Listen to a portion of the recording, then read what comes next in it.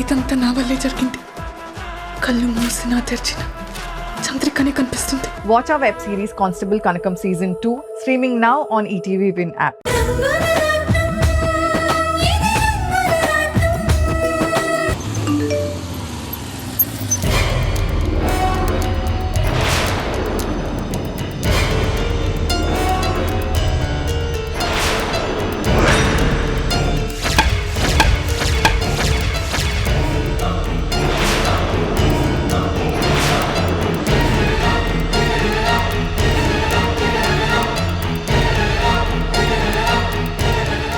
నా మీద అటాక్ చేసిన రౌడీగాడు నాగేంద్రతోనే ఫోటోలో కనిపించాడు. ఖచ్చితంగా వాడికి నాగేంద్రకి ఏదో సంబంధం ఉండి తీరాలి.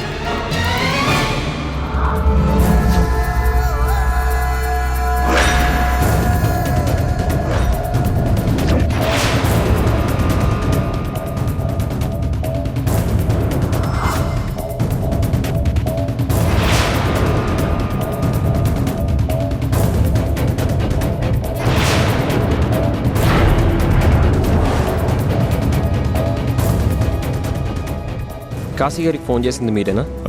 అవును నేనే. ఏంటి ప్రాబ్లం? రోడ్డు మీద వస్తుంటే సడన్గా ఆగిపోయింది. బానెట్ ఓపెన్ చేయండి, నేను చూస్తాను. అలాగే.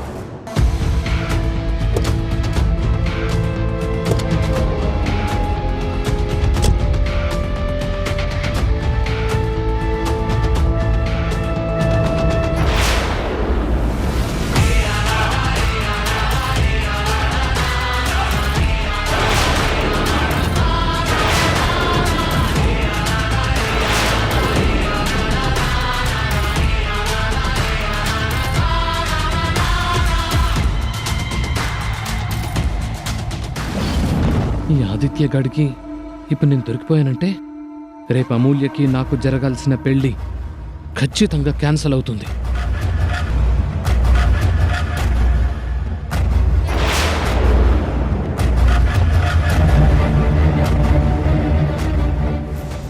ఏమండి, వాడు మీ వైపు అలా అనుమానంగా చూశాడెందుకు?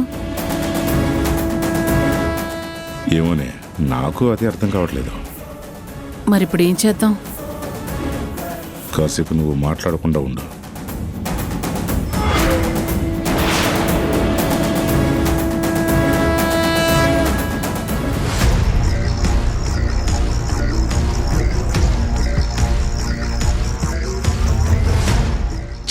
కోట్ల విలువైన కారులో రాజుగా తిరగాలనుకుని 2 నిమిషాలు కూడా కాలేదు.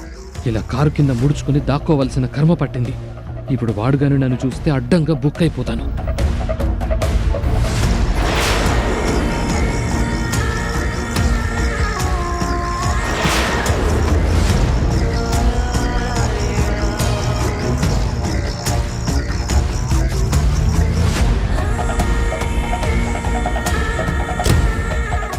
అయిపోయింది, ఒకసారి నేను చెక్ చేస్తాను.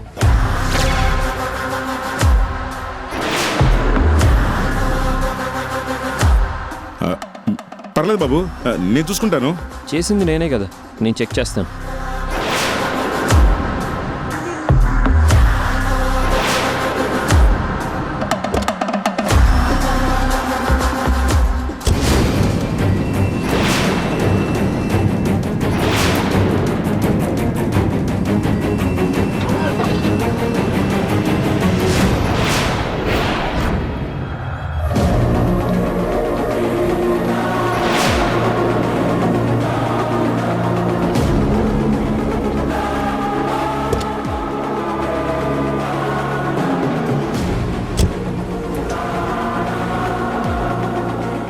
ఓకేనండి, కార్ స్టార్ట్ అయింది, ఇక మీరు హ్యాపీగా వెళ్ళొచ్చు. Okay, thank you. ఇదిగో తీసుకో.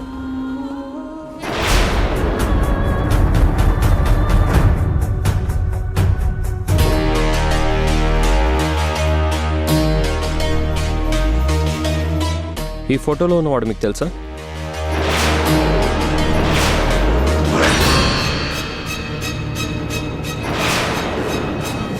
ఈ రాత్రికి ఆదిత్య గారి కాళ్ళు చేతులు విరిచేయాలి. ఏకంగా వాడి ప్రాణం తీస్తే సరిపోతుంది కదయ్యా.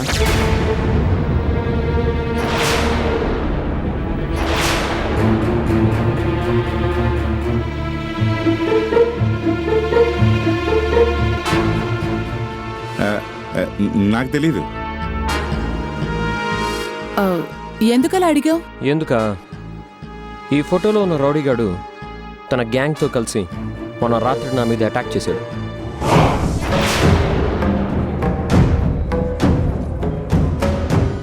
చెప్పండి, ఈ రౌడీగాడు మీ పక్కన నిలబడి ఫోటో తీయించుకున్నాడు అంటే ఖచ్చితంగా వీడెవడో మీకు తెలిసే ఉండాలి. ఏం మాట్లాడుతున్నావు? నేను రామాపురానికి ప్రెసిడెంట్గా పనిచేసిన వాడినయ్యా. నాతో చాలా మంది ఫోటోలు దిగుతూ ఉంటారు. వీడు కూడా అలాగే దిగుంటాడు. కాదు, కావాలనే మీరేదో దాస్తున్నారు.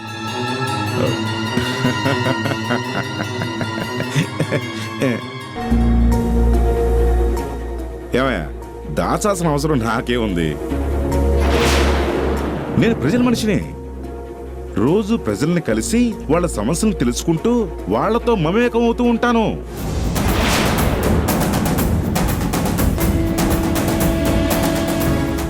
అలాంటి సందర్భాల్లో నాతో కలిసి చాలా మంది ఫోటోలు దిగుతూ ఉంటారు. వాళ్ళెవరో చెప్పమంటే నేను అలా చెప్తాను. సరేజా, పదల్దాం.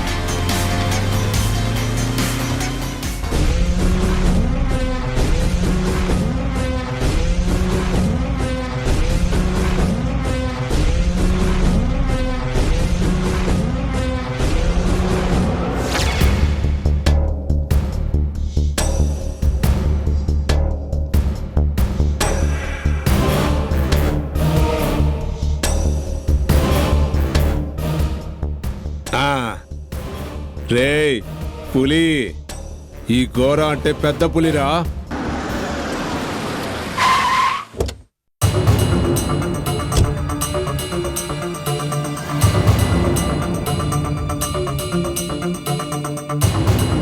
బా మళ్ళీ చంపేశావన్నా. రేయ్ గోరా, అయ్యా చెప్పండి అయ్యా.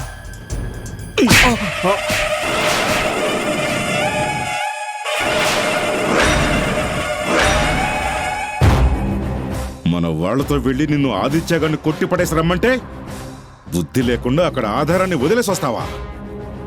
ఆధారమా? ఏంటయ్యా అది? ఏంటా? అయ్యగారితో నువ్వు కలిసి దిగిన ఫోటో ఆ ఆదిత్య గడికి దొరికిందంట. ఆ ఫోటోను చూపించి నీ పక్కన ఉన్నవాడే తన గ్యాంగ్తో వచ్చి నా మీద అటాక్ చేశాడు, వాడికి నీకు సంబంధం ఏంటని నిలదీశాడు రా. ఏ వాడికి ఆ ఫోటో ఎలా దొరికింది? కావాలనే డబుల్ క్రాస్ చేస్తూ నువ్వే వాడికి ఇచ్చావా?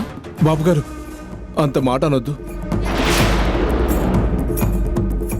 నేను మీ మనిషిని, అలా ఎందుకు చేస్తాను? మరైతే చెప్పు, ఎలా జరిగింది?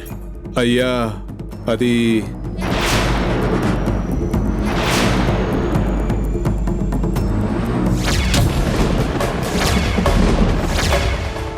అయ్యా అంటే అది వాణ్ణి కొట్టడానికి మేమందరం చీకట్లో వెళ్ళినప్పుడు ఆ గొడవలో నా పర్సు జారిపోయినట్టుంది.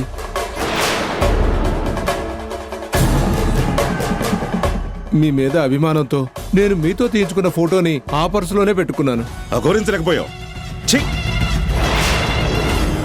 ఆ ఫోటో చూశాక ఆదిత్య గడికి నా మీద అనుమానం వచ్చింది. వాడు ఖచ్చితంగా నా ఇంటికే వస్తాడు. వాడు గాని వచ్చాడంటే మొత్తం మొత్తం బయటపడిపోతుంది. చిన్నాళ్లుగా నేను పడ్డ కష్టం వృధా అయిపోయింది. అమూల్యతో నా పెళ్ళి ఆగిపోతుంది. చందు, ఎట్టి పరిస్థితుల్లో అలా జరగనివ్వను. లేగోరా, అనుమానం వచ్చినోడు త్రాచుపాముతో సమానం.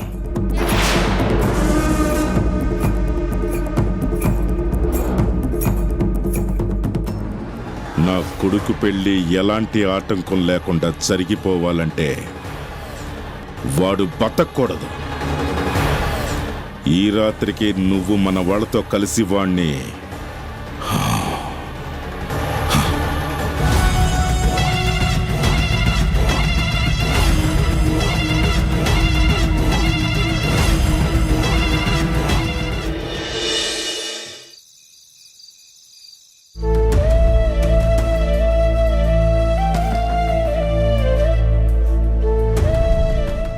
పాపం చందు వెనక ముందు ఎవరూ లేనివాడు.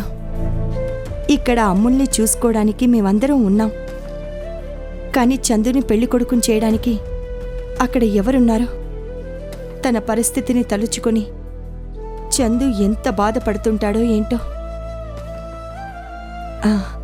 చందుకి ఫోన్ చేసి తను ఒప్పుకుంటే రాముని పంపించి చందుని ఇక్కడికి తీసుకురమ్మని చెప్తాను.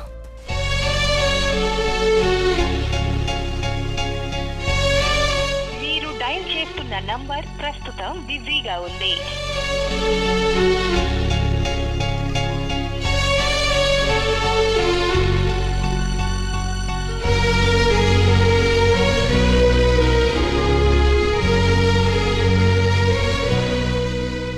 డయల్ చేస్తున్న నంబర్ ప్రస్తుతం బిజీగా ఉంది. బా, చందు ఇంతసేపు ఎవరితో మాట్లాడుతున్నట్టు? ఒకవేళ తన ఫ్రెండ్స్తో తన బాధను చెప్పుకుంటున్నాడో ఏమో. అత్తమ్మా ఏం చేస్తున్నారు? చందుకి ఫోన్ చేస్తుంటే ఇందాకటి నుంచి బిజీ బిజీ అని వస్తోంది. సీత, ఫోన్ కలవట్లేదని నేను కంగారు పడుతుంటే నీకు నవ్వెందుకు వస్తోంది? ఎందుకో నేను చూపిస్తాను, రండి.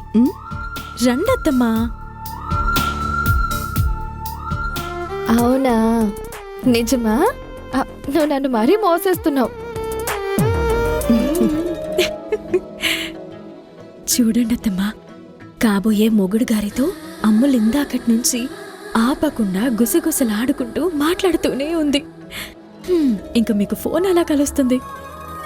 అబ్బా చందు, నువ్వలా మాట్లాడొద్దు, నాకు సిగ్గేస్తుంది బాబు. చందు, నాకు తెలుసు నేనంటే నీకెంత ఇష్టమో నాకు బాగా తెలుసు. నిజంగా నీలాంటి మంచివాడు నాకు భర్త కాబోతున్నందుకు నాకు చాలా చాలా సంతోషంగా ఉంది. అసలు ఈ రాత్రంతా నాకు నిద్ర పట్టేలా లేదు తెలుసా? ఏయ్ దొంగ, నిద్ర పట్టకపోతే నువ్వొచ్చి నాకు జోలపాట పడతావా? ఏం అక్కర్లేదులే బాబు. సీత, ఏంటి సీత? బాయ్, ఉంటాను. కట్ చేయద్దు. అత్తమ్మా మీరు మాట్లాడండి. వదినా, చందుతో మాట్లాడతారా? ఎందుకు వదినా? ఎందుకేంటి అమ్ములు, మా తమ్ముడు గారు వచ్చి నీకు జోలపాడి నిద్రపోచాలి కదా, అందుకు. అబ్బా ఊరుకో వదినా, చందు ఏదో సరదాగా అంటే. అత్తమ్మ కూడా కాబోయే అల్లుడితో సరదాగా మాట్లాడతారంట. అత్తమ్మా మీరు మాట్లాడండి. బాబు చందు, చెప్పండి ఆంటీ. ఏం లేదు బాబు, పద్ధతి ప్రకారం సంప్రదాయం ప్రకారం రేపొద్దున్నే నిన్ను పెళ్లి కొడుకుని చేయాలి. అందుకే నువ్వు ఏమి అనుకోను అంటే మా పెద్దబ్బాయి రామ్ని పంపిస్తాను. కాబోయే అల్లుడిగా నువ్వు మా ఇంటికొస్తే బావుంటుంది. అయ్యో, అలాంటి ఫార్మాలిటీస్ ఏమీ వద్దాంటీ. రేపు పొద్దున నేనే వచ్చేస్తానుగా. ఆహా, అది కాదు బాబు. పెళ్లి కొడుకుని ఆడపిల్లవారు విడిది ఇంటికి దగ్గరుండి తీసుకురావటం మన సంప్రదాయం. కాదనుకో బాబు. ఆంటీ, మీరు నన్ను మరీ మొహమాట పెట్టేస్తున్నారు. సరే అయితే, నా కోసం ఎవరిని పంపించొద్దు గానీ నేనే ఇప్పుడే బయలుదేరి వచ్చేస్తాను. వద్దు బాబు, రాము వస్తాడు, ఇద్దరు కలిసి రండి. ఆంటీ ప్లీజ్, రాముగారు పెళ్లి పనుల్లో బిజీగా ఉంటారేమో, తనని ఇబ్బంది పెట్టడం ఎందుకు? నేనే వచ్చేస్తానన్నానుగా, ప్లీజ్. సరే బాబు, నీ ఇష్టం, త్వరగా వచ్చే. అలాగే ఆంటీ, ఇప్పుడే బయలుదేరుతాను. అలాగే బాబు. సీత, విన్నావా? చందుకి మొహమాటం చాలా ఎక్కువ. అబ్బో, మరీ అంత మొహమాటస్తుడైతే నీతో కాపురం ఎలా చేస్తాడో ఏమో. పోదినా.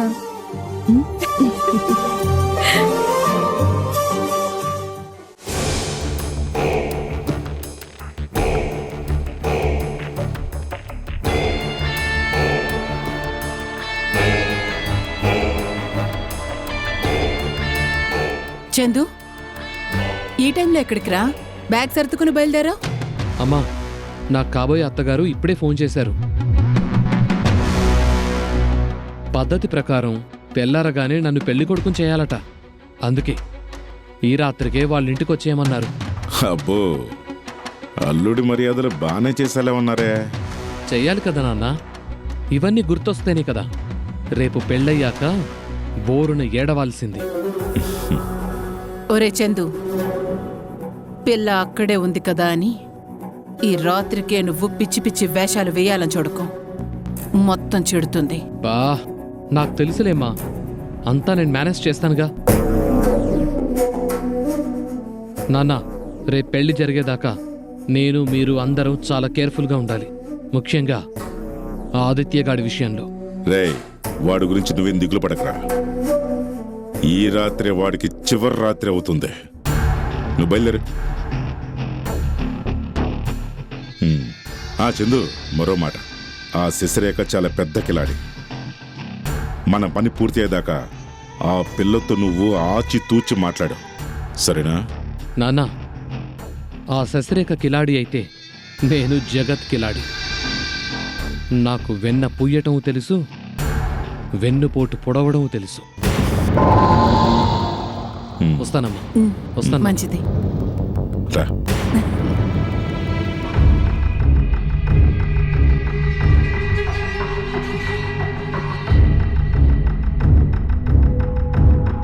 చూడ్రా, ఎవ్వరికి అనుమానం రాకుండా ప్రవర్తించు. జాగ్రత్త నాన్న. అలాగేనమ్మా.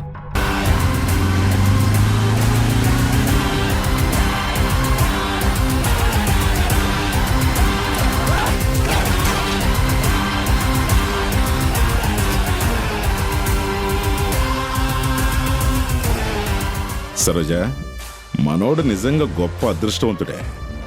మరి మన వాణ్ణి పెళ్లికి ముందు రోజే విడిదింటికి రమ్మన్నారంటే ఇక వాడికి తిరిగే లేదు.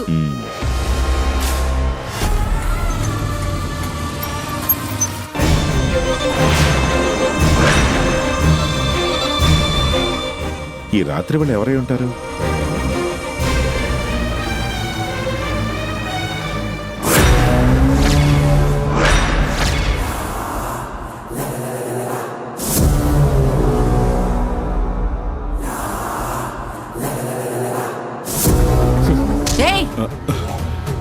నా మీద అటాక్ చేసిన వాడెవడో, ఎక్కడుంటాడో నీకు ఖచ్చితంగా తెలుసు. వాడికి నా చెల్లెలి పెళ్లికి ఏదో సంబంధం ఉందని, ఏదేదో జరగబోతోందని నా అనుమానం. చెప్పు, వాడు నీ మనిషే కదూ? చెప్పు. వాడి చేత నువ్వే నన్ను చంపించాలని ప్లాన్ చేసావు కదా? చెప్పు.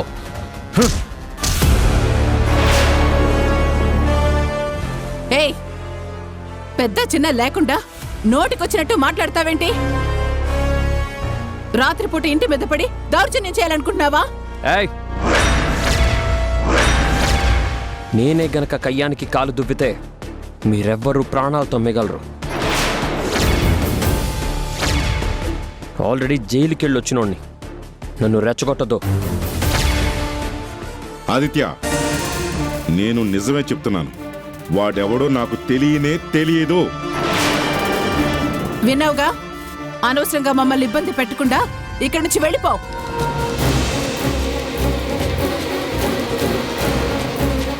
నీకు అంతగా అనుమానం ఉంటే మా ఇల్లంతా వెతుక్కో, నాకైతే ఎలాంటి అభ్యంతరం లేదు. నేరం చేసేవాడెవడు సాక్ష్యాన్ని పక్కనే ఉంచుకోడు అని నాకు బాగా తెలుసు. అయ్యో, వెళ్ళమంటే కూర్చున్నావేంట్రా? ఎస్, ఈ రాత్రంతా నేను ఇక్కడే ఉంటాను. ఇక్కడ ఎందుకో? నీతో ఫోటో దిగినవాడు తెల్లారేలోగా నీకు ఫోన్ చేయకపోయినా, ఇక్కడికి రాకపోయినా మీ మధ్య ఎలాంటి సంబంధం లేదని నమ్ముతాను. అప్పటిదాకా నేను ఇక్కడి నుంచి కదిలే ప్రసక్తే లేదు.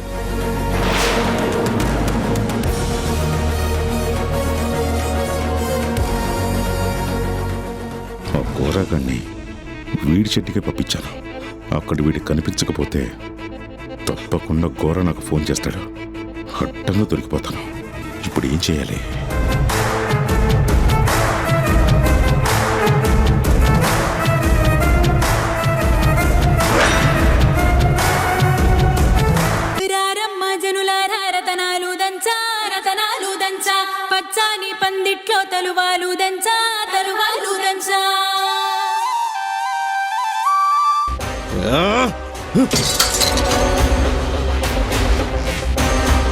ఇప్పుడే వెళ్ళి డైరెక్ట్ గా ఫేస్ టు ఫేస్ తెలుసుకుంటాను.